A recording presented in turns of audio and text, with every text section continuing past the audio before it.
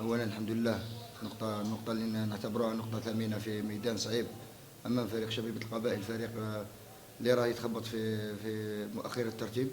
نتمنى له ان شاء الله يعاود يريسيزي، يعاود يولي لمكانته الطبيعيه. مباراة اليوم حنا كنا نعرفوا انها مباراة صعيبة، كان فيها بوكو دونجاجمون فيزيك. طيلة فترات اللقاء حنا قبلنا اللعب، نظن جينا باش ندو لي 3 بوان، لكن نظرا للضغط اللي لقيناه داخل الميدان قبلنا اللعب طيلة 90 دقيقة. كان عندنا فرصة او فرصتين كنا قادرين نقلبوا فيها الموازين.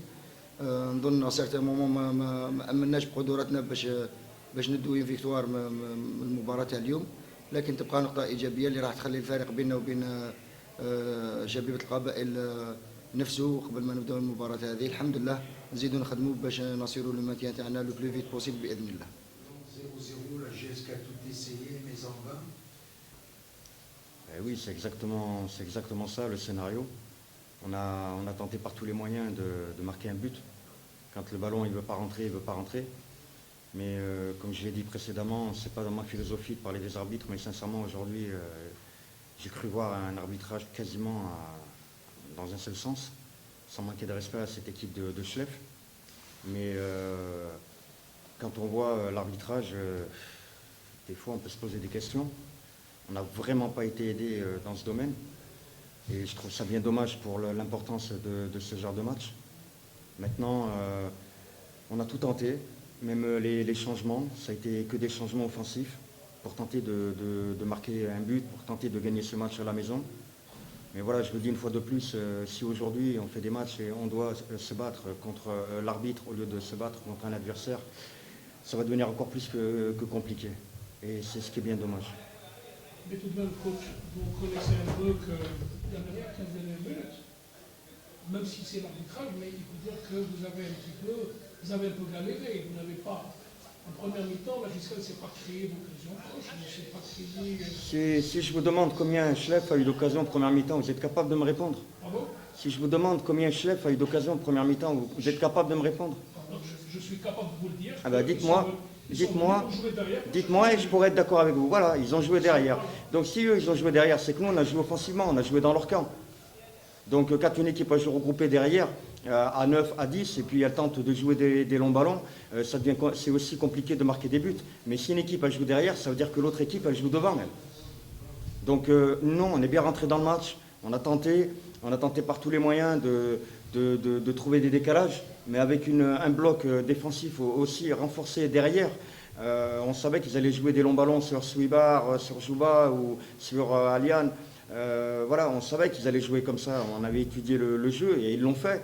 Donc voilà, eux ils ont une occasion après en deuxième mi-temps, une très belle occasion sur un retour acrobatique que Medjadel sort admirablement bien. Mais voilà, moi je le répète, si on joue aujourd'hui contre les arbitres, et c'est pas ma philosophie, vous pouvez voir à chaque fois quand je parle, moi j'ai toujours eu un respect des arbitres, c'est pas les arbitres qui marquent les buts, c'est pas les arbitres qui les encaissent, mais ça devient compliqué si on commence à jouer contre les arbitres et voilà, et la loi et l'importance du football passent après et ça me dérange. Que vous intégrez les deux derniers pour qu'on puisse voir un peu cette équipe-là redonner encore plus de vitalité, plus de percussion. D'accord, ben là je vais vous reposer une question. Je les ai rentrés à laquelle minute vous pouvez me dire à quelle minute j'ai fait mes changements? Non, mais aidez-le pas. Combien? Il est rentré dans le dernier temps. Moiki, vous savez ce qui s'est passé avec Moiki le dernier match.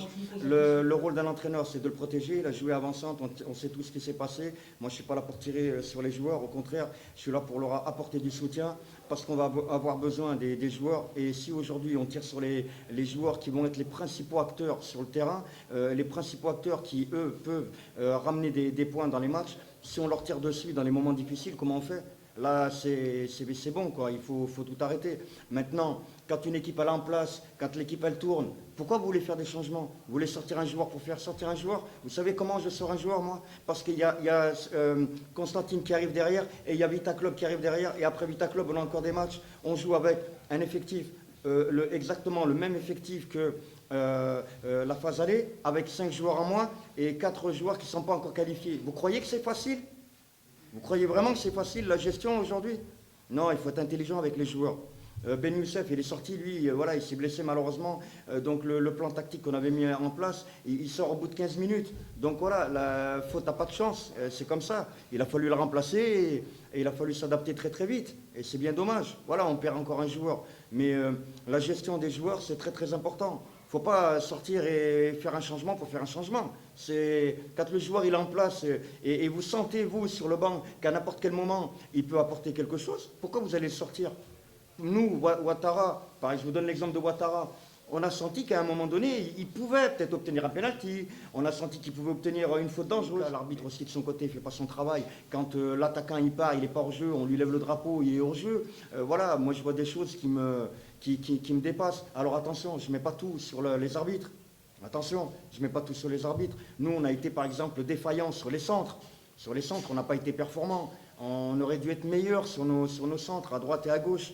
Donc ça, par exemple, c'est nous, ça vient de nous, ça ne vient pas de l'arbitre, évidemment. À propos de Ben Youssef, il était convalescent. Vous ne pensez pas que c'était pas bon? Ben Youssef, quand il s'est blessé, il n'a pas eu une déchirure, il n'a pas eu une élongation, il n'a pas eu quelque chose de très grave. Il a fait une échographie de contrôle, et dans l'échographie de contrôle, il n'y avait rien du tout. On l'a soumis à des traitements. Il a repris le travail d'abord avec le préparateur physique en individuel, avant d'attaquer avec le groupe. Il était opérationnel. Il était opérationnel. Avant le match, il est opérationnel. On se grave, il n'a pas joué pendant 3 ans et c'est mauvais ça. Après, voilà, moi je rentre pas dans ces trucs-là. Vous voyez ce que je veux dire? Moi je rentre pas là-dedans. Moi j'ai des joueurs, il faut que je les utilise. On a besoin de points.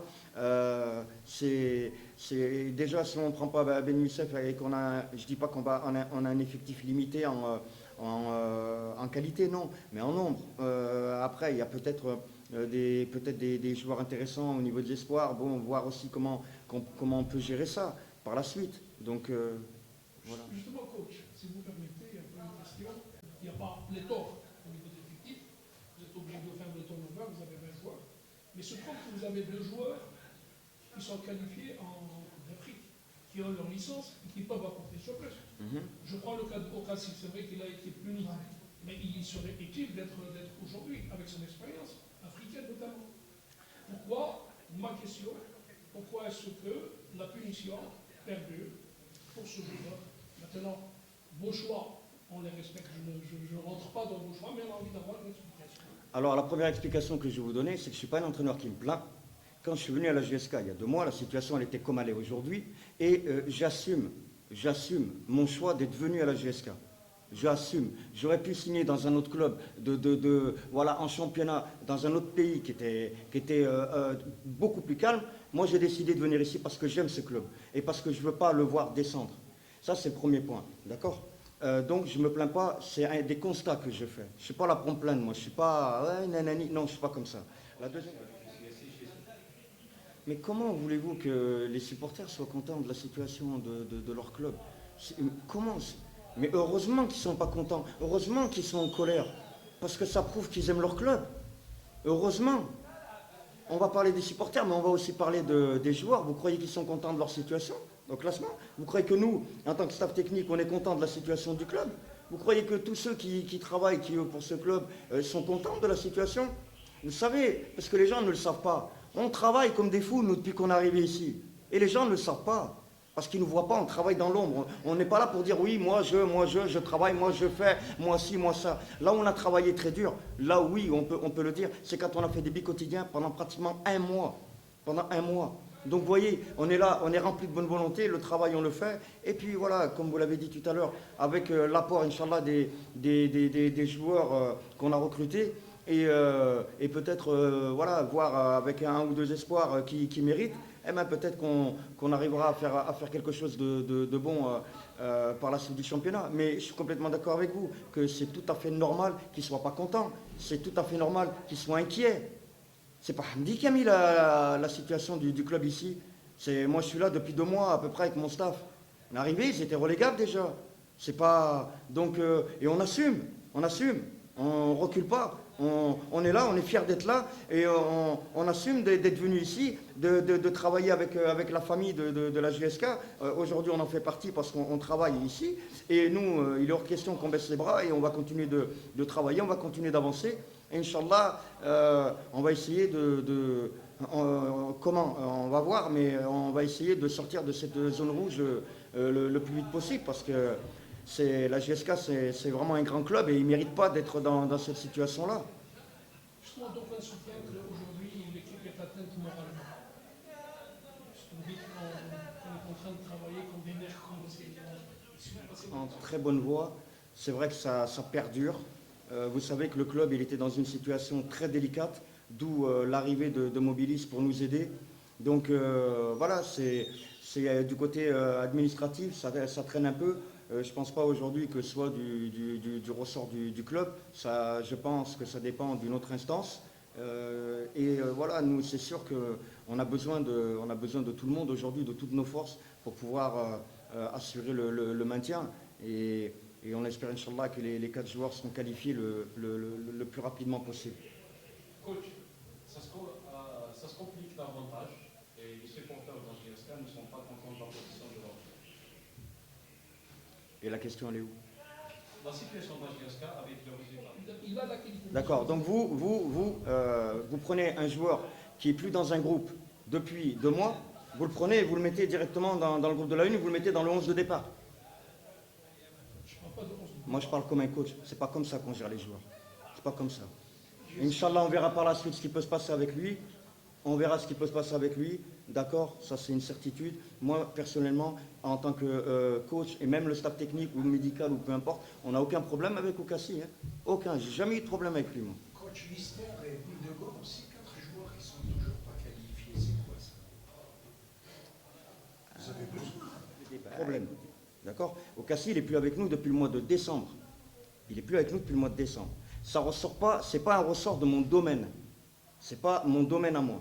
Vous avez vu ce qui s'est passé un peu avec lui, voilà, les soucis qu'il a rencontrés. Moi, je rentre pas là-dedans, c'est pas mon domaine. Moi, mon domaine, c'est le technique. L'extra-sportif, c'est pas mon domaine. Donc, c'est la réponse que j'ai à vous donner. Sachez juste que moi, avec Okassi, je n'ai aucun problème. Mais 0 problème. Et si vous avez besoin, aujourd'hui vous avez besoin. Une manière de le faire. Il n'y en a pas 50. Il n'y a qu'une seule manière de le faire. Vous savez que moi j'ai passé des formations de psychologue dans le sport. Donc j'en connais modestement un rayon. Il n'y a qu'une manière de le faire. C'est une prise de conscience de la situation dans laquelle on se trouve. Vous pensez qu'ils ne sont pas Bien sûr qu'ils sont conscients. C'est de ça que je parle. Quand on a une prise de conscience de la situation dans laquelle on se trouve, on sent un danger. Et quand on sent un danger, eh ben, on est prévenu. Et quand on est prévenu, eh ben, on est obligé d'être prêt mentalement pour affronter ce danger. On est obligé. Donc les joueurs, croyez-moi, j'étais avec eux dans les vestiaires, on repart de l'avant tout de suite pour Constantine. Hein. On repart tout de suite. Hein. Et les joueurs, croyez-moi, ce n'est pas des joueurs qui ont la tête baissée, comme vous dites, des joueurs qui ont la tête, comme vous dites, dans les chaussettes. Ils savent l'importance des matchs qui arrivent. On n'a pas le temps. C'est simple, on n'a pas le temps. Tous les points qu'on ne comprend pas, on ne les rattrapera pas. Donc, c'est des points qui sont partis aujourd'hui. Comment on peut les rattraper? En allant chercher des résultats à l'extérieur. Donc, c'est la mission qu'on va avoir. Mais nous, on le sait. On sait tous que la mission, elle va être difficile. Pas impossible. Elle n'est pas impossible, la mission. Elle est très difficile, mais pas impossible. Et je vous garantis que les joueurs, ils sont prêts à repartir de l'avant dès demain. Dès demain. On n'a pas le temps de baisser les bras. On n'a pas le temps de dire on est triste, on est déçu. Nous, on n'a pas le temps. En tant que staff technique, joueur, on n'a pas le temps. Si on commence à se morfondre, oui, on est fatigué, on est dans la tête, on est déçu, on est abattu. Mais on va où comme ça? On n'a pas le temps. On n'a pas le temps c'est de la PNL, ça. Programmation neuro-linguistique.